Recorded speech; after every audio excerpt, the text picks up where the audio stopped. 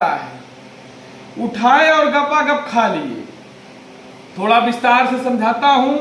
ऐसा प्रतीत होता है स्कूल, कॉलेज, विश्वविद्यालय, मेडिकल कॉलेज, इंजीनियरिंग कॉलेज या अन्य संस्थानों जब यादव जाटव जाते हैं तो उनके रिश्तेदार वहां बैठे रहते हैं और सर्टिफिकेट ही देखते कहते हैं, आओ भांजे, तुम यादव हो, तुम जाटव हो, आओ आओ एडमिशन ले लो। और इस तरह 27, 15, 7.5 अर्थात 49.5% सीट वो खा जाते। दोस्तों, 2017 के विधानसभा चुनाव में आप सभी लोगों ने देखा होगा, तमाम तरह के सियासी नारे गढ़े गए और समाजवादी पार्टी को घेरने के लिए तमाम सारे फर्जी मनगढ़ंत मुद्दे चलाए गए, जिसमें से एक मुद्दा यह था कि यादवों ने जो है सबका हिस्सा खा लिया है। दोस्तों नमस्कार, आप देख रहे हैं मनन टाइम्स। मैं कुलदीप यादव बोल रहा हूं और इस विषय को लेकर के यादव और जाटों ने जो सबका हिस्सा खाया, बीएसपी सरकार में जो है आरोप यह लगाया गया एक विशेष तबके के द्वारा कि जाटवों ने सबका हिस्सा खा लिया, और अखिलेश यादव की सरकार में आरोप यह लगाया गया कि यादव ने सभी पिछड़ी जाति का हिस्सा खा लिया। इसको लेकर के दिल्ली विश्वविद्यालय के इतिहास के प्रोफेसर हैं प्रोफेसर रतन लाल जी, उन्होंने लिखा है अज श्री यादव जाटव कथा, मिथक या यथार्थ। आज उनकी इस कथा का जो है वर्णन हम आप सभी को करेंगे, यानी ये कथा, यादव जाटव कथा हम आपको सुनाने का काम करेंगे। आप लोग देखते रहिए मनन टाइम्स। दोस्तों, यादववादी हो गए, जाटव जाटववादी हो गए, सही पकड़ा आपने।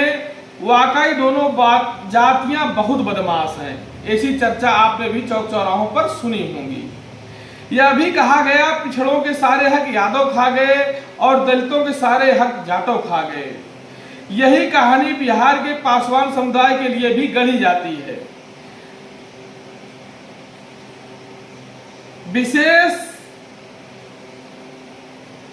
विशेष ही बेहद दिलचस्प है। ऐसा लगता है ये हक और अधिकार बर्गर की तरह हैं। जब इंटरव्यू में देखिए, जब गैर यादव जाटव इंटरव्यू के लिए जाते हैं तब ऐसा लगता है उन्हें डांट कर भगा दिया जाता है, और जब यादव जाटव जाते हैं तब सीन देखिए क्या होता है। गौर तलब करने वाली बात है। इंटरव्यू बोर्ड के टेबल पर 3 साइज के बर्गर रखे जाते हैं। सबसे बड़े वाले बर्गर पर ओबीसी 27% लिखा होता है, उससे छोटे वाले बर्गर पर एससी 15% लिखा होता है। इंटरव्यू लेने वाले बड़े प्यार से कहते हैं, आओ बेटा खा लो खा लो। दोनों बड़े मजे से 42% खा लेते हैं। खाते खाते कनखियों से एसटी 7.7 पर भी नजर गड़ाए होते हैं। कनखियों मतलब आंख तिरछी करके। अपना खत्म होने के बाद दोनों 7.5% भी खा जाते हैं, तीसरा बर्गर भी खा जाते हैं। इसमें बड़ा हिस्सा यादव खाता है, छोटा हिस्सा जाटव खा लेता है। इस तरह लगता है भारत के सभी दलित पिछड़े आदिवासी के हक अर्थात 49.5% आरक्षण को यादव जाटव ने खा लिया। अगले क्रम में आप देखेंगे सभी संस्थानों में 49.5 आरक्षण पूरा हो गया है या नहीं, यह कहना नहीं चाहते। बहरहाल, कभी आपने सोचा कि इस पटकथा के लेखक कौन है? क्या किसी सवर्ण को कभी यह कहते सुना कि हमारा हिस्सा अमुक सवर्ण जाति ने खा लिया है? इस पटकथा के लेखक को आप जानते होंगे। उन्होंने अपने तरीके से अपनी लीला और जाल में फंसाया है और आप भी फंसे हैं। गौर करिएगा। खा लेने की पटकथा से इतर पूछा जाना चाहिए 49.5% आरक्षण पूरा हुआ या नहीं।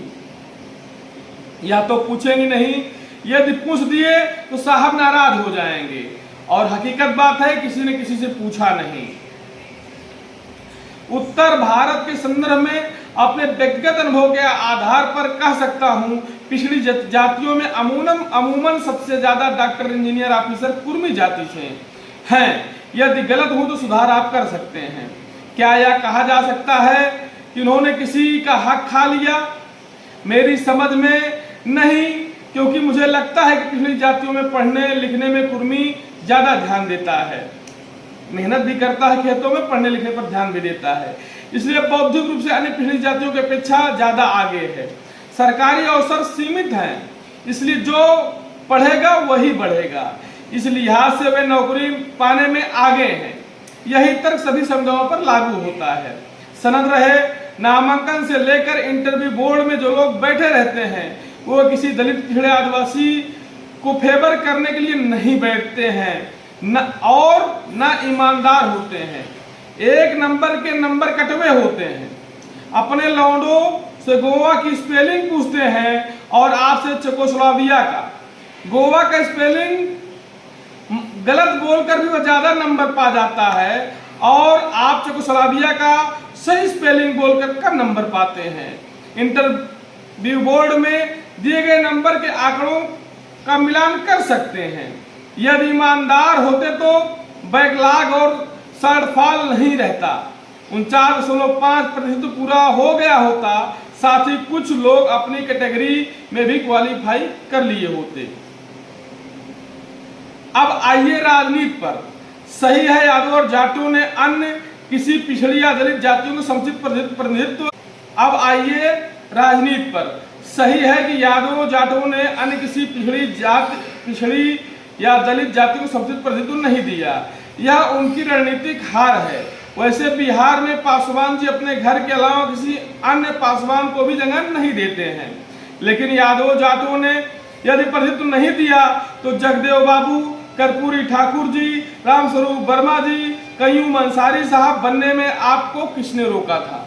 गौर करिएगा, अगर यादव जाटों ने आपको प्रतिनिधित्व नहीं दिया तब आपको जगदेव कुशवाहा, कर्पूरी ठाकुर, रामस्वरूप वर्मा, कयूम अंसारी साहब बनने से आपको किसने रोका था? वैचारिक स्तर पर आंदोलन करते, आज पिछले गैर जाटों पंचमादा को इकट्ठा करते,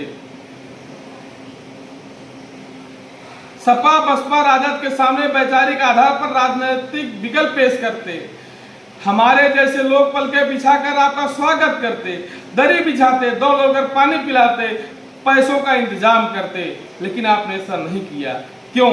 राजनीतिक विकल्प बनाने, आंदोलन करने, जेल जाने, लाठी खाने से डर लगता है या व्यक्तिगत मुक्ति के लिए छटपटाहट है? हड़बड़ी में कहां चले गए? खजूर से उतरे सपा बसपा राजद आदि और साहब ने सीधे ताड़ पर चढ़ लिया। और ताड़ पर चढ़कर क्या लगा आपको? हेलीकॉप्टर पर चढ़ गए? खजूर से गिरने पर तो हल्की फुल्की चोट लगती है, मामूली खरोच ही आती है, लेकिन जो साहब ताड़ पर ले गए, ना समय का इंतजार कीजिए, बुलेट की रफ्तार से वही आपको नीचे फेंकेंगे। जब बुलेट की रफ्तार से नीचे आएंगे और रॉकेट की रफ्तार से ऊपर, अंतिम में बचे हुए समोसे और लड्डू के अलावा कुछ नहीं मिलेगा। उत्तर प्रदेश के मुख्यमंत्री बनते बनते उप मुख्यमंत्री बनाए गए थे साहब को स्टूल पर भी बैठा दिया गया। फोटो आपको याद ही होगा। जब संवैधानिक प्रावधान खत्म होने लगे होंगे तब किसी जाति विशेष के लिए बल्कि पूरी जमात के लिए और आप भी होंगे। कहते हैं ना, जब पूरे शहर पर बम गिरता है तब आपका घर कितना भी मजबूत क्यों ना हो वह भी गिरेगा। सनद रहे, सरकार कोई भी दलित पिछड़ा आदिवासी कबीना मंत्री दिल्ली विश्वविद्यालय में बगैर अपने आकांक्षाओं की सहमति के एक असिस्टेंट प्रोफेसर की नियुक्ति करा करके दिखा दे। ये चुनौती है। सिलेक्शन कमेटी को मैनिपुलेट करके दिखा दे। एक कैबिनेट मंत्री दिल्ली विश्वविद्यालय में एक नियुक्ति नहीं करा सकता, यह मेरी चुनौती भी है। और आप समझ रहे हैं कि कोई दलित पिछड़ा जाति विशेष आपके सारे हक को खा गया बर्गर की तरह? बिल्कुल गलतफहमी है आपकी। इस लीला को जितनी जल्दी समझ जाएंगे उतनी ही जल्दी जाल से बाहर आएंगे।